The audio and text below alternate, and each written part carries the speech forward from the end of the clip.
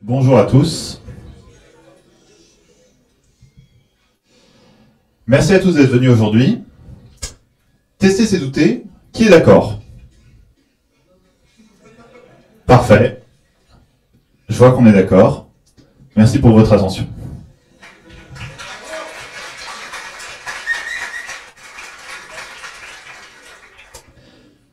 Plus sérieusement, tester, c'est douter. Alors doutons ensemble. Bon, vous avez vu le titre du talk à l'avance, donc je vous la fais pas.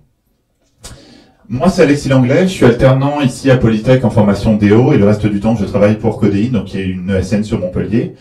Et ça fait 2 ans que je me suis mis à ajouter du test dans ce que je faisais. Et au début, ça n'a pas été très facile, donc ça serait pour moi l'objectif de cette présentation, c'est de vous offrir une porte d'entrée, pour ceux qui n'auraient pas déjà, une porte d'entrée vers le monde du test. Parce que tester au début, quand on ne sait pas comment le faire, c'est compliqué. On se dit que ça va doubler, voire tripler notre temps de développement, ce qui est dommage, c'est pas l'objectif. Et les bénéfices, si c'est fait un peu au hasard, sont pas si grands que ça. Donc voilà, l'idée c'est de vous apporter une vision un peu globale de ce qu'est un test, de comment tester, sans m'appuyer sur un langage spécifique, vous verrez, il y a du pseudocode que j'espère compréhensible. Et c'est parti. Donc mon plan. Je vais essayer de vous convaincre de pourquoi est-ce qu'on teste, vous expliquer ce qu'est un test automatisé. On va voir ensuite quand est-ce qu'on teste, parce que oui, c'est une bonne question. Comment est-ce qu'on teste, et je finirai par vous parler brièvement du TDD, ou Test Driven Development, j'expliquerai plus tard ce que c'est. Il y a un piège dans ce plan, la partie 4 va prendre plus de temps, vous êtes prévenus. Donc tester, c'est douter, on a vu que tout le monde était d'accord, c'est parfait. Et qui pense que le test c'est la prod ici? Ah, vous êtes moins nombreux quand même, hein? Moi pourtant je pense que oui. Je pense que tester c'est douter, mais c'est plutôt normal de douter. Vous pouvez pas être sûr à 100% de ce que vous faites, vous pouvez pas avoir la garantie absolue que tout va marcher du premier coup. Ou alors vous êtes ou un peu mégalo ou vraiment très très fort. Et le test c'est la prod parce que vous aurez beau tester tout ce que vous voudrez, il y aura toujours un bug qui va rester. L'idée de tester avant, c'est pas d'éliminer tous les bugs parce que c'est humainement vraiment complexe. C'est plutôt de réduire tous ceux qui vont avoir un impact trop important, tous ceux qu'on peut catcher facilement, tous ceux qu'on peut voir et qu'on aurait pu éviter simplement. Il y aura toujours des cas limites sur lesquels vous tomberez et un utilisateur qui vous remontera que quand il utilise votre service de cette façon, bah ça marche pas. L'idée c'est que ça arrive le plus rarement possible, à la limite jamais parce que vous avez de la chance, mais espérer de base que vous allez partir et n'avoir jamais aucun bug, c'est compliqué. Si je vous montre ce code-là, n'essayez pas forcément de le comprendre, il y a juste une idée globale. Qui, s'il code ça, a besoin de le tester pour être convaincu que ça marche? Ah, il y en a quand même qui pensent pouvoir le one-shot, quoi. Tant mieux pour vous. Et si je vous dis... Si je vous dis que j'ai un code de ce type-là, dans, par exemple, le Task View Activity, alors je vais voler tout ça sur Internet, hein, mais si je vous dis que j'ai un code de ce type-là dans le Task View Activity, que je l'ajoute et que je le mets en prod, et peut-être qu'il marche, sans doute, il marche, mais peut-être pas aussi. Peut-être qu'il y a quelque chose que j'ai pas vu, que j'ai pas assez pris le temps de tester, pas assez pris le temps d'observer, et en fait, bah tant pis. Et du coup, combien de temps, je vous laisse y penser, combien de temps est-ce qu'il vous faut pour voir qu'il y a un problème, et combien de temps il vous faut pour trouver le problème, son origine. Alors ça peut être potentiellement très rapide, parce que si ça marche pas du tout, vous risquez de le voir très vite. Si tu es sur un cas limite que vous n'avez pas pensé à tester, du tout, vous êtes juste pas posé la question, je vais tester, s'il y a un cas limite, est-ce que ça risque pas d'être beaucoup plus long? Est-ce que ça ne va pas se compter en heures, en jours ou en semaines? Donc la morale, tester c'est bien. Je ne sais pas si ça vous a foncièrement convaincu, mais l'idée est là. Vous pouvez limiter grandement l'impact de vos erreurs sur les utilisateurs simplement en testant. Et comme je vous le disais au début, l'idée c'est pas que ça vous rajoute le double ou le triple de temps de travail, c'est que ça se fasse dans la foulée et que ça vous demande pas beaucoup plus d'efforts, au moins dans un premier temps. Ok, donc on sait pourquoi on teste. Donc voyons ce qu'est un test automatisé. Alors si je prends cette définition, somme toute très fiable, prise sur le Wikipédia anglais, traduite par moi et réécrite légèrement par moi, donc en réalité c'est pas très fiable, il y a sans doute bien mieux. L'idée c'est deux parties que je trouve vraiment capitales dans ce qu'est un test. Contrôler l'exécution de tests et comparer le résultat obtenu avec un résultat espéré. Donc il y a deux morceaux dans cette phrase, dans cette définition, qui sont contrôler l'exécution de tests. Ça, c'est votre partie automatisée. Vous êtes capable de lancer des tests même quand vous n'êtes pas là. Si vous quittez la boîte et que quelqu'un d'autre a besoin de faire le même test, ça marchera toujours. Vous pouvez en lancer des centaines dans la foulée en un temps très réduit. C'est la partie automatisée.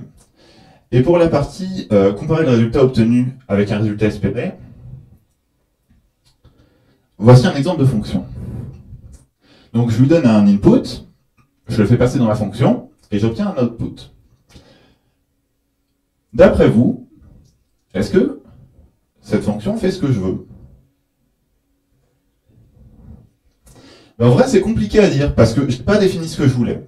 Pour faire un test, c'est exactement la même chose. Si vous n'êtes pas capable de savoir, avant de tester, ce que vous attendiez, il n'y a pas d'intérêt.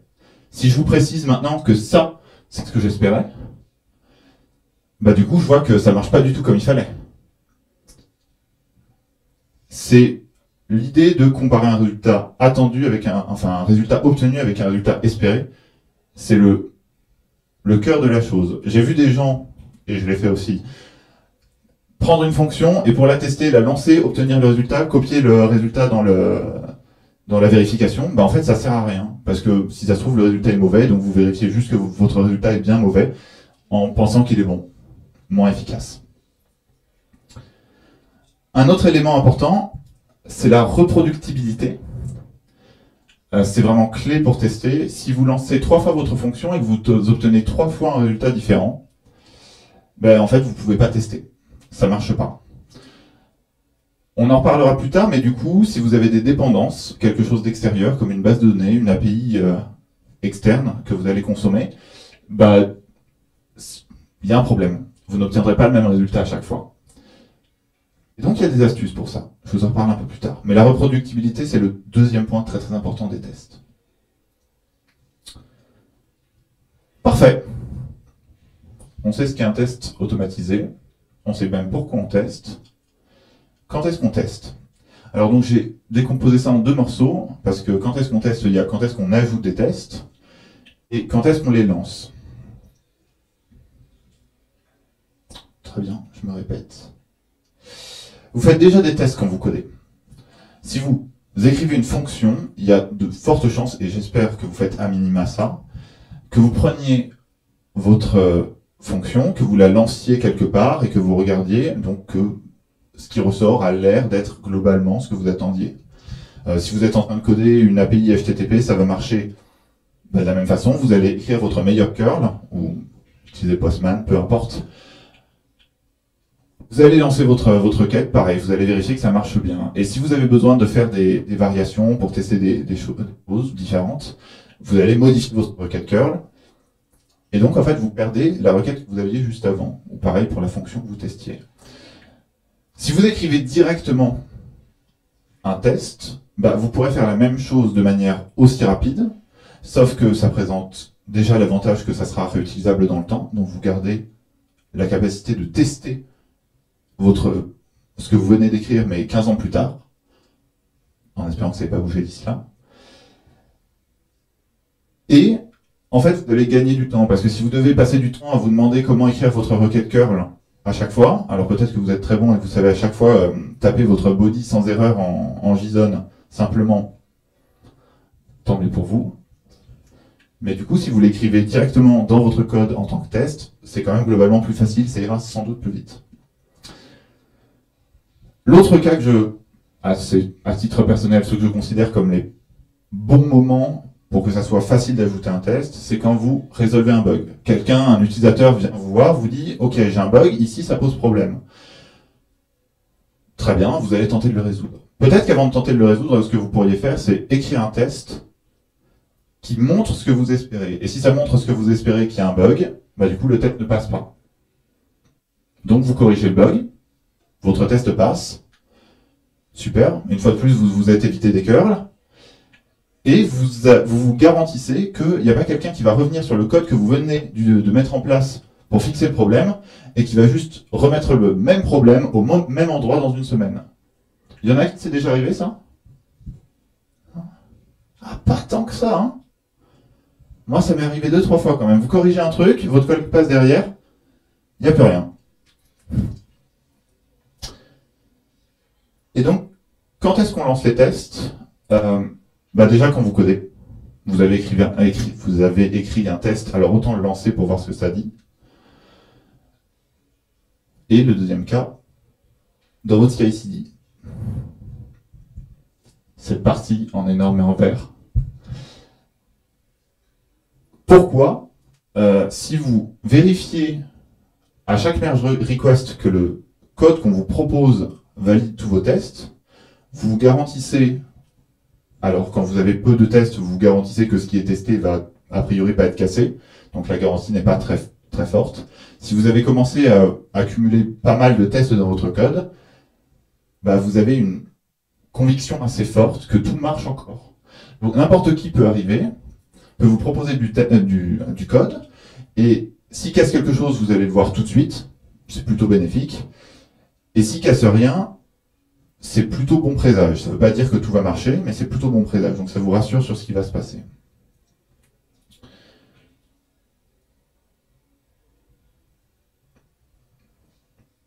Comment est-ce qu'on teste?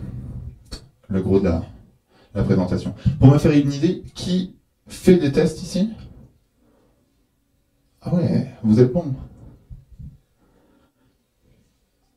Donc vous connaissez sans doute les pyramides de tests. Il y en a d'autres, mais j'aime bien celle-là, qui décompose donc les tests, les catégories de tests en trois parties. Les tests unitaires, qui visent à tester une partie vraiment atomique de votre code. Les tests d'intégration, qui visent à tester plusieurs parties atomiques qui correspondent entre elles. Et les tests de bout en bout, donc ou end-to-end, c'est souvent écrit E2E, ce qui est un peu perturbant au début. Pourquoi c'est une pyramide? Parce qu'en fait, c'est par proportionnalité de quantité de ce qu'il doit y avoir. Ça sert pas à grand chose de n'avoir que des tests end-to-end. Oui, ça vous donne l'impression que vous avez testé de bout en bout toute votre application, et c'est bien, mais là, c'est déjà très dur à maintenir, c'est plus long à mettre en place, ça demande pas mal d'efforts, et surtout, en réalité, vous allez difficilement pouvoir faire énormément de tests différents avec. Donc vous allez tester très superficiellement tout. C'est un bon début. Mais si vous commencez par les tests unitaires, et que c'est ce qui compose la majorité de votre base de code, vous allez être capable de tester, donc d'assurer que unitairement, chaque morceau fonctionne bien, dans pas mal de cas variés et différents. Les tests d'intégration viennent vous assurer que entre eux, ces composants continuent de bien marcher. Et finalement, les tests de bout en bout vous disent, très bien, j'ai testé très finement chaque composant tel quel, maintenant je peux me permettre de surfaciquement vérifier que tout s'intègre très bien ensemble et que ça marche. Donc voilà le plan, en sens inverse. Je vais vous parler des tests unitaires, puisque c'est les plus importants d'abord. Pas la peine de tourner la tête, la même chose qu'il y avait écrit il y a 2 minutes. Puis des tests d'intégration, qui viennent donc a priori en second, et finalement des tests de bout en bout. Donc les tests unitaires. Imaginez une galaxie de classe, disons. Vous voulez en tester juste une unité. Alors quand je vous parle d'en tester, c'est en rouge, en haut à droite, pour ceux qui ne voient pas. Quand je vous parle d'en tester juste une, vous n'allez pas pouvoir tester toute votre classe d'un coup. Ce que vous allez tester en réalité, ce sont les fonctions de votre classe. Si vous êtes capable de valider que toutes les fonctions dans votre classe fonctionnent, a priori, votre classe est bonne. Voilà un test unitaire. J'ai oublié les parenthèses après le add, pardon. Donc, voilà comment ça se présente. J'ai une fonction de test dans une classe de test.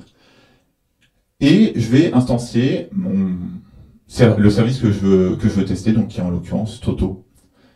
Ça se veut très simple. Hein, j'instancie mon service, je lance la fonction add qui est telle que je voulais tester entre 12 et 13. Je fais le calcul moi-même, j'obtiens que ça vaut 25, et je fais une assertion pour vérifier que c'est bien ce que j'ai obtenu. Si c'est le cas, parfait, sinon, bah ça me remontera que le test ne passe pas. Petite précision, si vous pouvez mettre plusieurs assertions dans votre test, si il y en a une seule qui n'est pas bonne, votre test n'est pas bon. Si tout passe, votre test est bon. Une seule ou plus. Donc ça, c'est le cas simple. J'aimerais vous parler d'un cas un tout petit peu plus complexe que je trouve très intéressant et qui nous permettra de nous diriger vers la suite après. Les tests de propriété, c'est très fort, c'est très intéressant, mais ça ne s'utilise pas partout. C'est des avantages. Un test de propriété, ça vise à essayer de valider qu'une propriété est toujours vraie. Donc ça, question, quand est-ce que ça arrive? Je vous propose l'exemple d'encodage et de décodage. La propriété que je juge comme étant toujours vraie, c'est que si je prends une chaîne de caractères et que je l'encode, si je décode la chaîne de caractères que je viens d'encoder, je dois retomber sur la chaîne de caractères d'origine. Cette propriété est censée être toujours vraie. Ça marche de la même façon. Donc je peux faire des tests de propriété sur tout ce qui a une fonction et sa fonction inverse. Donc par exemple, tout ce qui va être conversion, ce genre de choses, ça marche bien. Donc notre exemple, mon test de propriété, j'ai de la même façon l'instanciation du service que je veux tester. Et juste au-dessus, j'ai un string random string. Donc en fait, c'est mon framework de test qui va venir m'injecter une valeur aléatoire. Donc je n'ai pas décidé quelle valeur je voulais mettre. Et ça, c'est parce que ma propriété est toujours vraie. Sinon, je serais obligé de savoir ce que je veux mettre pour vérifier que ça marche. Il me donne une valeur, je vérifie que je peux bien l'encoder. Parfait, j'obtiens un résultat. Je vérifie que je peux bien décoder cette même valeur. Et je vérifie que j'obtiens la même chose qu'au début. Bon, la même chose qu'un test unitaire en soi, sauf que j'ai obtenu une valeur sauf que je l'ai fait à partir d'une valeur aléatoire. L'intérêt de ça, c'est qu'en fait, votre framework de test, plutôt que de vous passer une valeur aléatoire, il va pouvoir vous en passer autant que vous voulez. Potentiellement 200. Et donc là, ça commence à devenir intéressant, parce que plutôt que de tester 12 et 25, 12 et 13, pardon, ou AA et BB, je vais pouvoir commencer à lui dire, tiens, passe-moi 200 chaînes de caractères aléatoires, et je verrai ce que ça donne. Du coup, je teste plein de cas, et j'écris 10 lignes. Ça commence à être intéressant en termes d'effort et de rendement de test.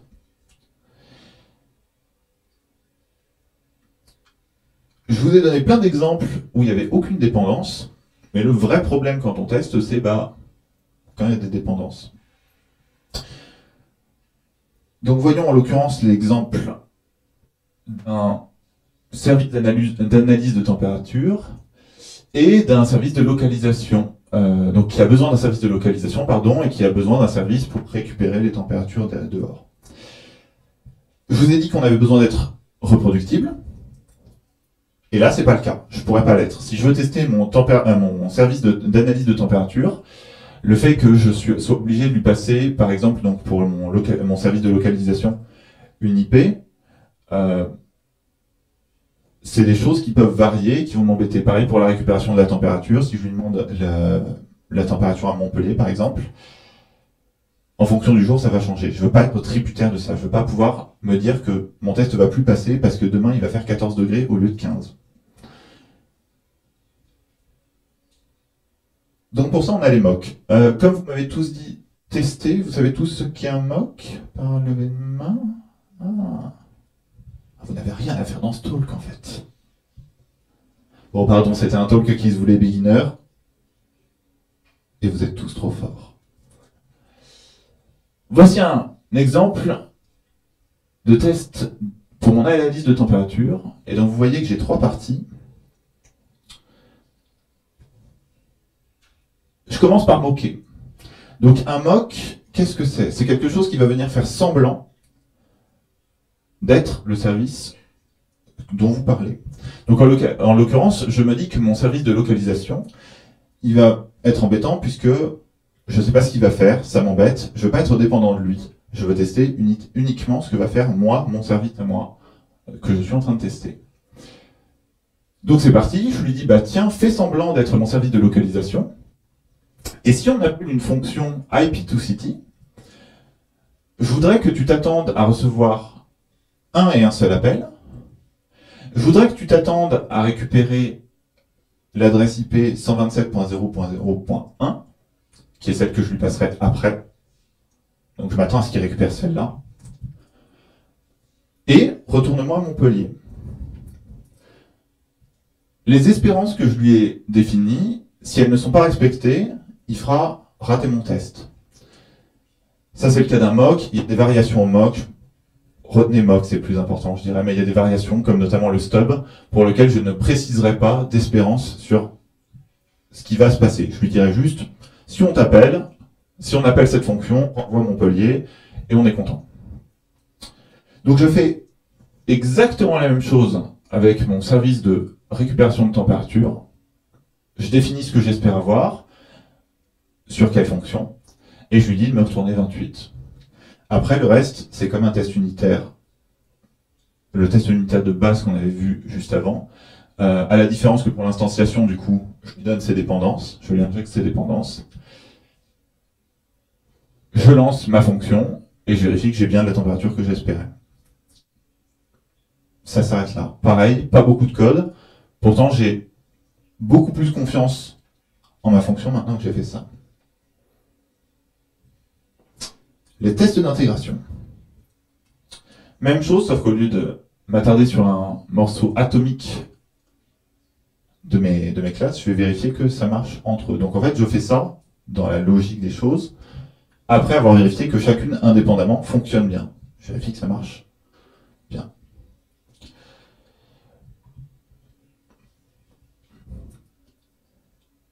Ça fonctionne pareil. Dans le code en lui-même, ça fonctionne globalement de la même façon. Ici, je fais varier un peu en disant que si, quitte à tester plusieurs composants ensemble, ce que je pourrais tester, ça pourrait être un de mes endpoints HTTP.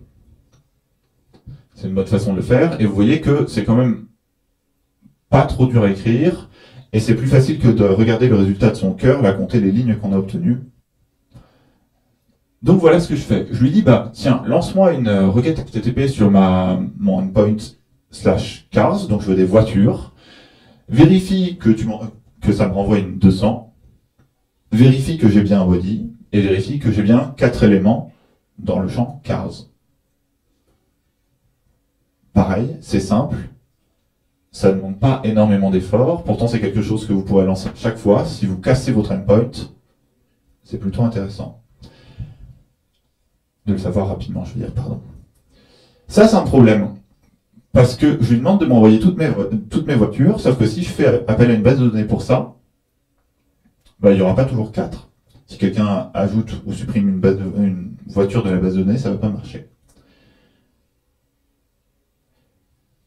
Donc pour ça, je peux utiliser des jeux de données de test. Alors ça fait partie de la catégorie des fixtures. Je vais parler de jeux de données de test parce que c'est ce qui me semble le plus fréquent d'utiliser. Mais vous en avez plein, notamment le fait que si vous devez manipuler un fichier, plutôt que de prendre un fichier au hasard sur votre système de fichiers, c'est peut-être bien de préparer un fichier à l'avance. L'idée est toujours la même, vous préparez ce sur quoi vous allez travailler pour savoir ce qu'il y a dedans.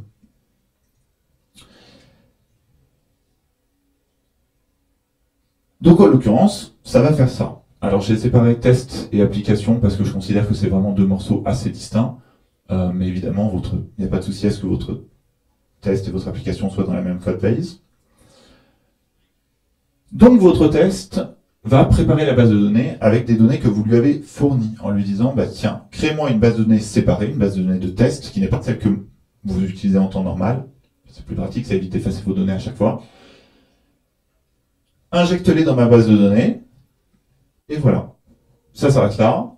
Votre test peut désormais requêter avec le endpoint get sur les cars de l'app. L'app peut aller récupérer les données et ça vous revient. Et ça, vous savez que du coup, il y a 4 voitures parce que vous avez donné 4 voitures. Si vous obtenez autre chose que 4 voitures, c'est qu'il y a un problème.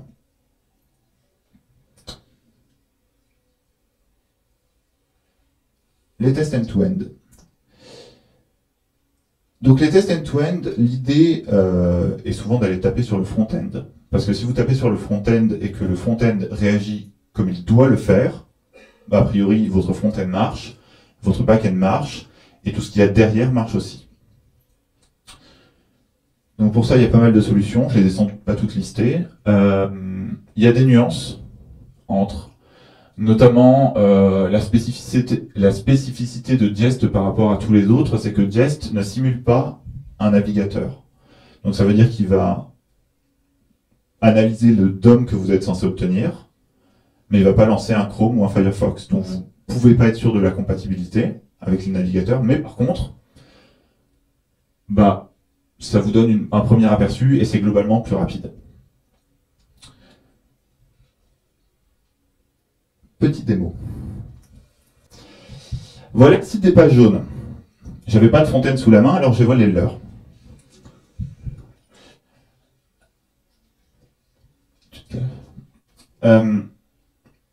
Ça marche comme ça. Donc là, en l'occurrence, je suis vraiment sur le site des pages jaunes. Je vous montre rapidement ce à quoi je m'attends. Mais l'idée est plutôt de l'appliquer sur votre front-end à vous. Mais le fonctionnement est exactement le même. Donc vous arrivez sur le site des pages jaunes, vous êtes très content, vous voulez continuer sans accepter parce que très bien, sinon vous ne pourrez pas avancer plus loin. De quoi avez-vous besoin? Alors en l'occurrence, dans mon exemple, je vais tenter d'aller voir si je peux avoir des infos sur Polytech Montpellier. Donc Polytech Montpellier, c'est censé me ramener aux bons endroits. On a eu un aperçu. Alors,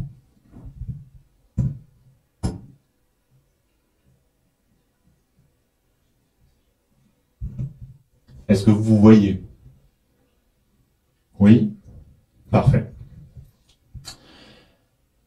Voici la description de mes tests. Je vais tenter de trouver Polytech sur les pages jaunes. Ça pourrait être, donc, une fois de plus, imaginons que les pages jaunes, bah, c'est mon site. Qu'est-ce que je suis fort. Et je vais décomposer ça en plusieurs étapes. Je vais dire, bah, en fait, je devrais être capable de chercher Polytech sur les pages jaunes. Est-ce que mon curseur... Oui, mon curseur est visible, c'est parfait. Hop. Donc, je vais dessus, je me suis fait une petite... donc déjà, je vais sur la page, je me suis fait une petite fonction pour enlever la pop-up pour les cookies, qui m'embêtait un peu, mais ça fait globalement ceci, c'est-à-dire que je vais trouver sur ma page, grâce au texte, quelque chose qui s'appelle « Continuer sans accepter ». Vous avez vu le bouton. Donc, ça c'est Playwright, en l'occurrence, spécifiquement, mais tout marche globalement dans la même veine. Je vais lui dire que bah, l'action que je veux sur cette page, sur cet élément-là, c'est de cliquer dessus. Et je suis plutôt content. Je m'attends à ce que le continuer sans accepter disparaisse. C'est ce que veut dire le state detached. Donc il arrête d'être dans le DOM. Et je suis parti. Donc je vais choper, grâce au placeholder, de quoi avez-vous besoin, qu'on retrouve juste ici. De la même façon, juste en dessous, je vais chercher l'adresse, quartier, ville, département. Et je vais les remplir. Ça simule le comportement d'un utilisateur. Je valide en appuyant sur Entrée. Et je me demande, est-ce que j'arrive sur la bonne page? Donc je m'attends à arriver sur cette page. Alors là, j'ai un peu triché. Je vous ai dit que je devais savoir à l'avance où je devais arriver. En toute honnêteté, je n'ai pas deviné cette URL. Si c'était mon site, j'aurais sans doute pu le faire. Et après, l'idée est globalement la même. Je teste d'autres cas. Donc en fait, je m'attends, une fois arrivé sur cette page, je fais un cas distinct. Je m'attends une fois arrivé sur cette page à pouvoir déjà avoir droit à ma pop-up pour les cookies. Et Et je m'attends de la même façon à pouvoir trouver École Polytech, qui doit être dans les premiers résultats. Peut-être pas le premier, mais j'espère pouvoir le trouver, sinon ça serait très étrange. Je m'attends, en cliquant dessus, à tomber sur un autre résultat. Et ce résultat, je le teste également. Pareil, je désactive ma pop-up, elle commence à m'agacer. Et je vais dire, je m'attends à ce que on me dise que je peux afficher le numéro, que je trouve les mots-clés École Polytech et que je trouve site web. Donc ça, j'espère que j'ai trouvé ces éléments. Hop. Et donc ça, je peux le lancer assez facilement. Et j'ai même une interface. Et ça, c'est la classe. Alors, comme vous le voyez, je peux le lancer sur Chromium, Firefox et WebKit. Je vais le lancer que sur Chromium, parce que figurez-vous que sur Page Jaune, quand vous lancez trop de requêtes de test, en fait, il commence à trouver ça bizarre. Et il vous demande si vous êtes un humain. Et Playwright a un peu de mal à valider qu'il est un humain. C'est étonnant. C'est vraiment mal fait, ces frameworks de test. Donc, je peux tout lancer d'un coup. Disons que c'est ce que je vais faire. Donc, je vais lancer tous mes tests qui tournent et je peux aller les voir un par un. Et donc, je peux aller observer le comportement. Donc, il commence par tenter, sur le premier, de charger la page. Voilà le pop-up qui nous embête. Il arrive dessus, il remplit bien mes champs un par un. Ça va plus vite que si c'était moi qui le faisais. Et j'arrive bien sur la page que j'espérais. Une fois que je suis sur cette page, en fait, je peux aller voir mon deuxième test. Dans la logique, j'arrive sur cette page, toujours notre pop-up. Je suis bien sur la bonne page, je clique sur le résultat et j'arrive bien sur l'URL que j'espérais également. Et dernièrement, ça se voit, parce qu'en fait, tu m'aperçois que je vous le mets en petit. Oui, ça se voit? Parfait. Et donc, je m'attends de la même façon à retrouver les informations que je voulais voir après avoir viré la pop-up. Alors, ah oui. Alors en fait, en l'occurrence, il n'a même pas besoin de virer la pop-up pour les trouver, puisque du coup, il trouve les éléments, même sans la pop-up. Il regarde le DOM pour faire ces vérifications-là. Et donc, vous avez une bonne idée de comment marche Playwright. C'était pas très long. Le premier demande de se poser la question de comment ça marche, mais c'est pas quelque chose de trop dur. Et ça, c'est quelque chose que vous pouvez lancer en CD automatiquement et qui vous génère des rapports HTML. Alors, je ne vous ferai pas la démo ici, mais plutôt pratique quand vous voulez savoir ce qui se passe. Hop. Donc voilà, c'était succinct, mais on a une première bonne idée de comment tester. Oui, je vous ai pas tout montré. Oui, il y a plein de variations. Oui, il y a plein de cas hyper spécifiques à traiter. Mais je considère que ça, c'est une bonne première approche à avoir pour pouvoir tester sans que ça soit trop coûteux. Et si on prend ça comme ça, de cette façon-là, ça nous amène donc sur le TDD. Donc le Test Driven Development. Oui, on vous en a déjà beaucoup trop parlé. Donc le Test Driven Development, ou le développement propulsé par le test, disons. Ça se passe comme ça. Exactement dans la même logique que tout ce qu'on a fait jusqu'ici. En fait, je veux coder une fonction, et comme je veux la coder, globalement, je sais ce qu'elle doit faire. J'espère. Comme je sais ce qu'elle doit faire, je peux commencer par coder mon test pour vérifier que c'est bien ce que j'obtiendrai à la fin. Ça peut commencer très simplement. Si je prends mon exemple de voiture, je peux dire « Ok, j'ai pas encore mis en place mon API HTTP. J'espère déjà pouvoir taper sur la route /cars et obtenir une 200. Ça sera un bon début. » C'est ce que je fais. Si je lance mon test, il passe pas. Dommage, faut que je code. Je code, je mets en place mon API HTTP, je mets en place ma route. Mon test passe, magnifique. Je refactor pour que ça soit propre, et je refais la même chose. C'est-à-dire, je me dis, ok, maintenant, qu'est-ce que je dois ajouter pour que ça soit vraiment ce que je veux obtenir? J'aimerais bien, par exemple, que j'ai mon body qui soit pas vide. Même façon, je vérifie ça, je lance mon test, ça passe pas. Je le code, ça passe au vert. Je refactor. Je me demande ce que je peux ajouter entre les deux. Pourquoi pas vérifier que j'ai bien 4 voitures. Donc là, je suis obligé d'ajouter un jeu de données de test, puisque sinon je pourrais pas vérifier. J'ajoute ça à mes tests, je lance, ça marche pas. Je code une connexion à la base de données, je vérifie que je récupère bien des voitures. Et bam, ça passe. Et vous pourriez aller plus loin. La question, c'est où est-ce que vous mettez le curseur. Vous pourriez vérifier que ce sont bien des voitures, déjà, ça serait une plutôt bonne idée. Si vous mettez des plaques d'immatriculation, vous pourriez aussi vérifier qu'il y a les bonnes plaques d'immatriculation. Vous pouvez faire plein de choses. À vous de mettre un curseur sur ce que vous voulez tester et à quel point.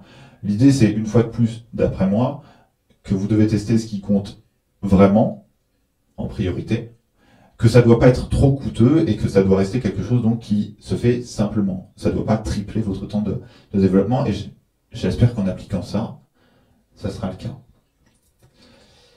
Donc voilà, on a fait le tour. J'espère que ça vous aura donné quelques tuyaux. Donc on a fini pour de vrai cette fois, c'est pas une blague, on repart pas sur une deuxième présentation de 40 minutes. Si vous avez des questions, n'hésitez pas, je vous laisse le lien Open Feedback en fond. Si vous voulez le scanner et faire des retours, je prends, ça m'intéresse. Merci beaucoup.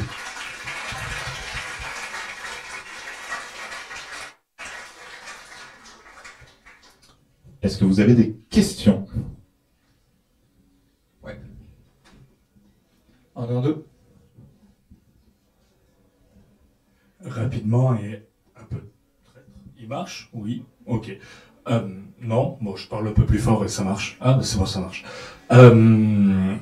Si tu avais qu'un seul type de test que tu pouvais mettre en place, lequel mettrais-tu? Il n'y a pas forcément de bonne réponse.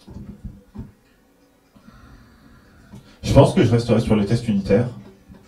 Oui, je ne serais pas capable de tester que mes composants marchent entre eux, mais j'ai envie de te dire que ça, c'est plus facile de tester à la main. Donc si je peux mettre qu'un seul type de test automatisé en place, pour moi, ça serait ça, parce que du coup, tous les petits cas où je veux tester pas mal de choses d'un coup, bah, je pourrais le faire de manière unitaire, et après, je pourrais m'embêter à lancer mes curls à la main. C'est moins pratique, c'est moins confort. Et ça se garde pas dans le temps, mais ça resterait, d'après moi, le plus simple. Et c'est dans cette idée-là qu'il faut être, je pense, c'est les tests unitaires doivent être, quand vous testez, la priorité. C'est ce qui vous donne le plus de garantie. En fait, j'en ai une deuxième aussi. Du coup, merci d'avoir répondu. Mais comme tu es parti sur la test unitaire, ça me fait penser à un truc. Est-ce que tu testes tes fonctions privées? Alors, non.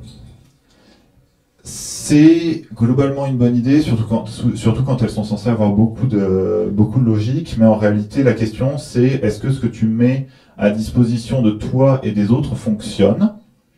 C'est pour moi ça l'idée du test. Alors, il y a une autre raison, c'est que en fonction de dans quel langage tu es, de quel framework tu utilises, ben c'est compliqué, voire pas possible. C'est la première raison. Et la deuxième, c'est que globalement, je dirais que ce qui compte vraiment, c'est de vérifier que ce que tu donnes aux autres, et à toi-même, du coup, indirectement, ça fonctionne. C'est surtout ça que tu veux vérifier. Si tu es capable de vérifier ça, en fait, tu vas t'assurer que tout le reste marche derrière, indirectement. Ça sera moins fin, tu auras testé moins de cas, mais tu auras quand même un degré de conviction assez haut, je dirais.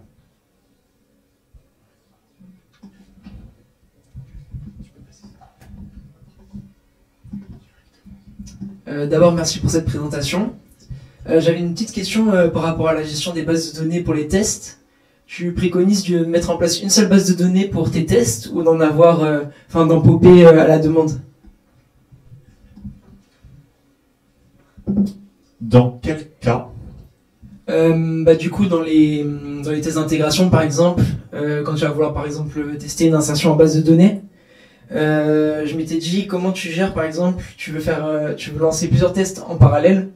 Comment tu gères qu'il n'y ait pas de conflit entre les données, quoi. Alors, si tu veux en lancer plusieurs en parallèle et qu'effectivement ça fait appel à ta base de données, tu peux t'arranger pour effectivement avoir plusieurs bases de données qui se lancent automatiquement. C'est même la meilleure façon de faire parce que sinon, effectivement, ils vont se court-circuiter les uns les autres. Tu vas plus avoir les résultats attendus et du coup, comme tu as des mouvements sur ta base de données, c'est plus du tout prédictible. Donc ça marche plus. Donc effectivement, si tu veux les lancer en parallèle, tu es obligé d'avoir plusieurs bases de données en parallèle. Et j'accapare un peu le micro, mais tu utiliserais quoi pour faire ça? Tu ferais plutôt du Docker, tu lancerais dans Cube, ce serait quoi la stratégie? En fait, t'as pas forcément besoin, parce que donc je vais distinguer ici parce qu'on l'a pas fait jusqu'ici un RDBMS d'une base de données. Donc vous pouvez avoir plusieurs bases de données dans un gestionnaire de bases de données, et potentiellement en fonction du framework que tu utilises, je suppose qu'il y en a qui le font pas, mais il y en a quand même pas mal qui te le permettent avec un peu de config. Tu peux paramétrer ton framework de test pour dire ok, voilà les informations sur mon RDBMS. Tu peux me créer des bases de données. Tu peux me créer des bases de données, tu peux les peupler. Donc en fait, tu as un seul RDBMS. T'as pas besoin de te poser la question de Docker, de machin. C'est exactement la même stack que ce que tu utilises pour dev ou pour tester une seule instance. Lui, il va juste créer plein de bases de données avec un suffixe. Souvent, c'est ce qu'ils font. Et il va pouvoir lancer ses tests en gérant, lui, la façon dont il va le faire. Et du coup, tu n'as plus besoin de te prendre la tête sur ça. Sinon, ça devient complexe parce que tu es obligé, toi, d'ordonnancer où sont lancer tes tests, dans quel ordre, et en fait, du coup, tu dois faire des séquences d'exécution. Et là, on devient dans des cas où c'est, d'après moi, trop complexe. On perd un peu de la puissance de la chose. Merci.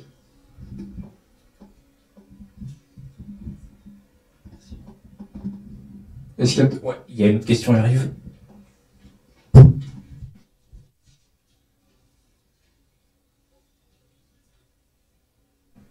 Merci Alexis pour cette présentation.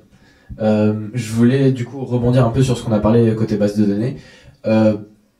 Est-ce qu'on ne pourrait pas moquer la base de données et qu'est-ce que ça nous coûterait de faire ça? Comme ça, on n'aurait pas besoin d'en lancer plusieurs si on veut lancer des tests en parallèle Oui, ça dépend de ce que tu veux faire en fait. Là, je parlais de test d'intégration et souvent dans ton test d'intégration, tu as envie de vérifier que tu vas bien réussir à appeler ta base de données.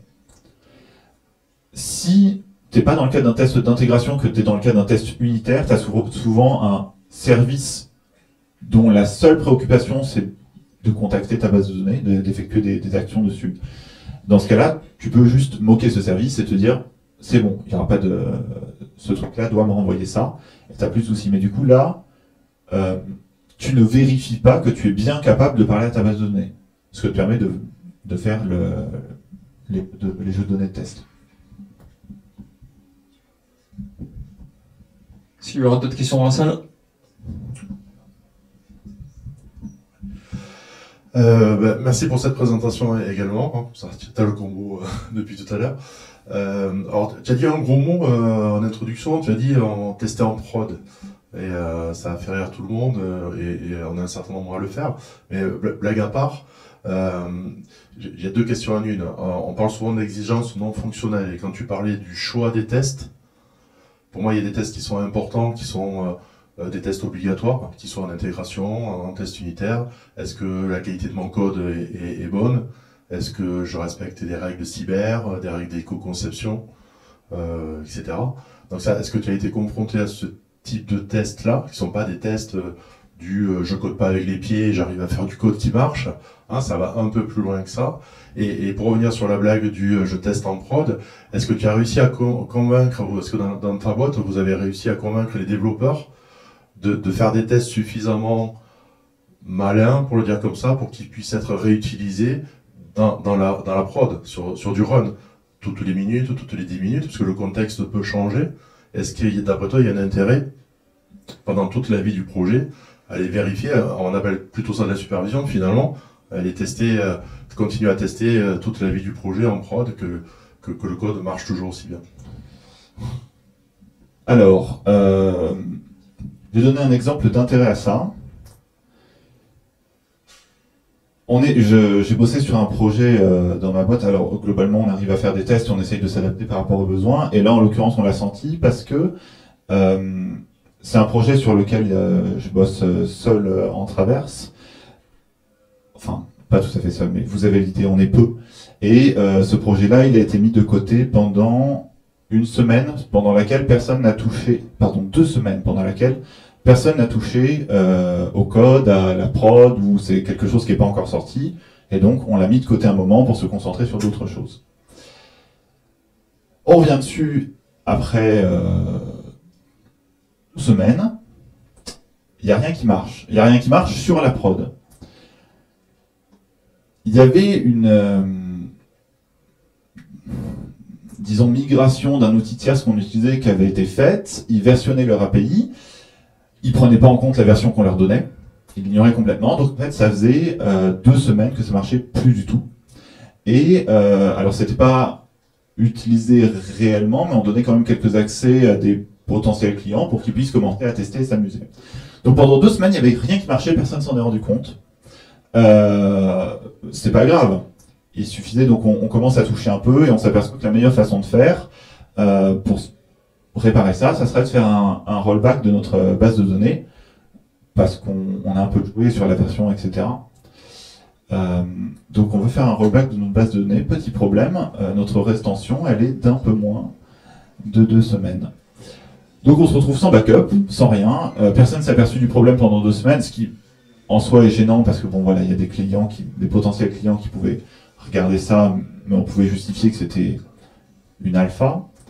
Par contre, le fait de ne pas pouvoir récupérer notre base de données, alors là ça s'est bien fini heureusement, mais ça posait problème. Donc du coup, on a lancé des tests très simples qu'on lance automatiquement tous les jours, juste avant qu'on arrive au boulot, et qui nous envoie, si ça se passe mal, un mail. Et donc ça nous permet d'avoir ce monitoring-là, d'avoir la certitude sur des choses très simples, pas trop complexes, que ça continue de marcher. S'il devait y avoir une petite erreur, on la verrait probablement pas. Mais si quelque chose de la même ampleur arrivait et que plus rien marchait, on serait capable de le détecter. Donc, oui, c'est plutôt une bonne idée en fonction de ce qu'on fait, je dirais. Donc, globalement, ça va avec le monitoring. Là, en l'occurrence, c'était pas quelque chose qu'on pouvait vraiment monitorer nous. On avait vraiment besoin de lancer des tests pour le voir.